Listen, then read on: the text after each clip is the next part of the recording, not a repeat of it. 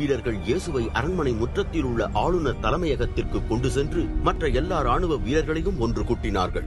அவர்கள் இயேசுவுக்கு கருஞ்சிவப்பு உடையை உடுத்தி முட்களினால் ஒரு முடியை பின்னி அதை அவருடைய தலையின் மேல் வைத்தார்கள். பின்பு அவர்கள், யூதருடைய அரசனே வாழ்க என்று சொல்லி இயேசுவை ஏளனம் செய்தார்கள்.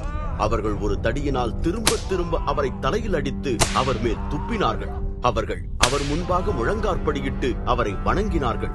இவ்வாறு அவரை ஏளனம் செய்த பின்பு அந்த கருஞ்சிவப்பு உடையை கழற்றிவிட்டு அவருடைய மேல் உடையை அவர்கள் அவருக்கு உடுத்தினார்கள்.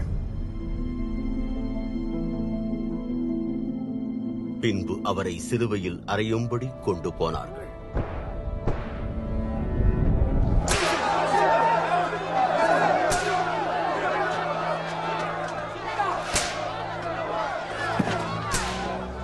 போகும் வழியில் சிரேனே ஊரைச் சேர்ந்த சீமோன் என்னும் ஒரு மனிதன் நாட்டுப்புறத்தில் இருந்து வந்து அவனும் அவ்வழியாய் போய்க் கொண்டிருந்தான். இந்த சீமோன் அலெக்சாந்தருக்கும் ரூபுவுக்கும் தகப்பன். அவனை சிலுவையை தூக்கிச் செல்லும்படி ராணுவ வீரர் வற்புறுத்தினார்கள். அவர்கள் இயேசுவை கொல்கதா எனப்பட்ட ஒரு இடத்திற்கு கொண்டு வந்தார்கள்.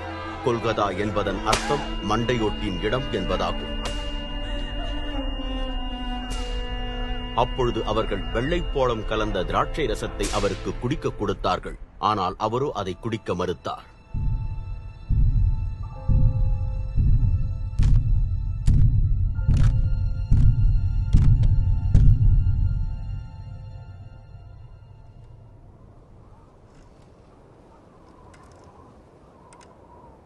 பின்பு அவர்கள் அவரை சிலுவையில் அறைந்தார்கள்.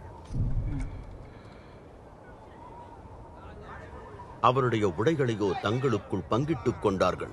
உடையில் எதை யார் எடுத்துக் கொள்வது என்று தீர்மானிப்பதற்காக சீட்டு போட்டார்கள். அவர்கள் அவரை சிலுவையில் அறைந்த போது காலை 9 மணியாயிருந்தது. அவருக்கு எதிராக சிலுவையில் யூதரின் அரசன் என்ற குற்றச்சாட்டு எழுதப்பட்டிருந்தது. அவர்கள் அவருடன் 2 கள்வர்களை, ஒருவனை வலது பக்கத்திலும் மற்றவனை இடது பக்கத்திலுமாக சிலுவைகளில் அறைந்தார்கள். அவர் குற்றவாளிகளுடன் கணக்கிடப்பட்டார் என்ற வேத வசனம் இதன் மூலமாய் நிறைவேறிற்று. அவ்வழியாய் கடந்து சென்றவர்கள் ஏளனம் செய்தார்கள். அவர்கள் தங்கள் தலைகளை ஏளனமாய் அசைத்து, ஆலயத்தை அழித்து அதை 3 நாட்களில் கட்டுகிறவன் நீதானே, சிலுவையிலிருந்து இறங்கி வந்து உன்னையே காப்பாற்றிக்கொள் என்றார்கள். அவ்விதமாகவே தலைமை ஆசாரியர்களும் நீதி சட்ட ஆசிரியர்களும் ஒருவரோடொருவர் அவரை குறித்து ஏளனமாய் பேசினார்கள். அவர்கள், இவன் மற்றவர்களை ரட்சித்தான், தன்னையோ காப்பாற்றிக் கொள்ள முடியாதிருக்கிறான்.